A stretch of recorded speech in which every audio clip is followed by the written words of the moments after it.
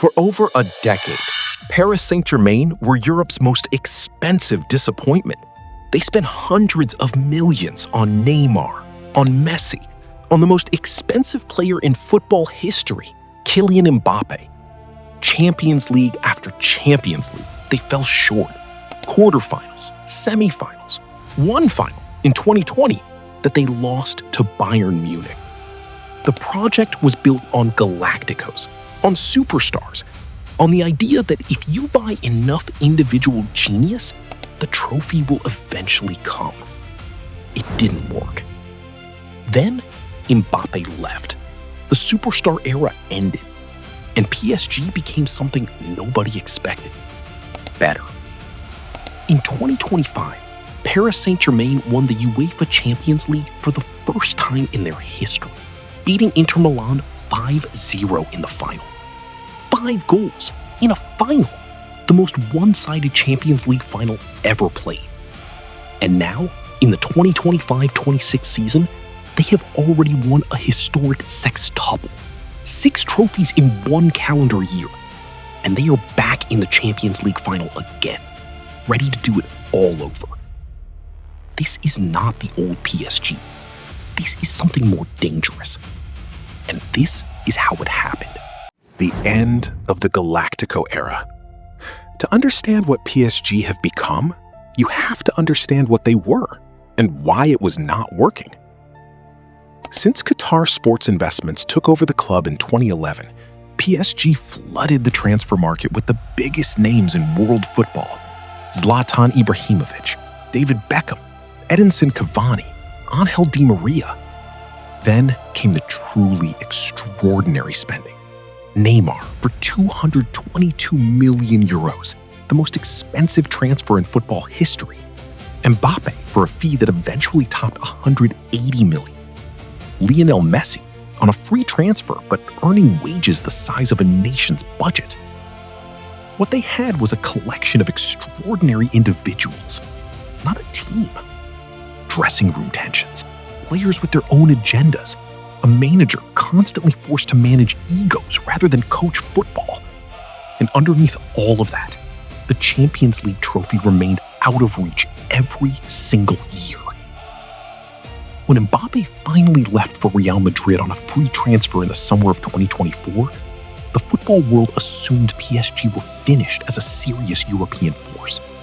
They had lost their best player, a 43-goal-a-season machine, for nothing. The panic should have set in. Luis Enrique had other ideas. Luis Enrique, the man who changed everything. Luis Enrique was appointed PSG manager ahead of the 2023-24 season, a coach who had won the Champions League with Barcelona in 2015 and taken the Spanish national team to a World Cup semi-final. He arrived at PSG not with a plan to manage superstars, but with a philosophy to replace them. His thinking was clear from the start. If you cannot duplicate a player like Mbappé, you replace him with a system. Collective so well drilled, so aggressive, and so fluid that no single absence can kill you. Goals would be shared, pressing would be relentless, identity would come first. He immediately butted heads with the old culture. He publicly criticized players who would not press. He confronted Mbappé directly in training about his defensive work, telling him in a dressing room meeting that he absolutely had to press. He made it known, loudly and without apology, that no player was bigger than the system. Without Mbappé in the team, something remarkable happened. Players who had been operating in the shadow of a superstar began to flourish. The team pressed as a unit. The mood in the dressing room changed. Under Enrique, PSG without Mbappé won 47 of 63 matches, 74.6% win rate, averaging 2.6 goals per game. The numbers told the story before the trophy did. The 2025 Champions League. History made. The 2024-25 Champions League campaign was when PSG announced themselves to Europe, not as contenders, but as champions. They eliminated Liverpool in the last 16 in a penalty shootout. They knocked out Aston Villa. They defeated Arsenal in the semi-finals. And then, in the final in Munich, they destroyed Inter Milan 5-0. 5 goals in a Champions League final. Desiree Doué scored twice. Kavica Kvaratskhelia, Achraf Hakimi, and Seni Mayulu also got on the score sheet. It was the most dominant final performance in the competition's modern history. The reaction from Mbappé, now at Real Madrid, was telling. He said publicly that PSG deserved every bit of it, that they were the best team in Europe, that winning 5-0 in a final was something he had never seen. Real Madrid, the club he had left PSG for, had finished the season without a single major trophy. The club that was built for superstars had finally won the biggest prize. Not because of superstars, but because of a team. It was the ultimate vindication of everything Luis Enrique had been building. The sextuple. 6 trophies in 1 calendar year. Winning the Champions League was historic enough. What came next was barely believable. In December 2025, PSG defeated Flamengo of Brazil on penalties to win the FIFA Intercontinental Cup, becoming world champions for the first time in the club's history. That victory completed an extraordinary sextuple, 6 major trophies won in a single calendar year. To understand how rare that is, only Barcelona in 2009 and Bayern Munich in 2020 had ever achieved a sextuple before.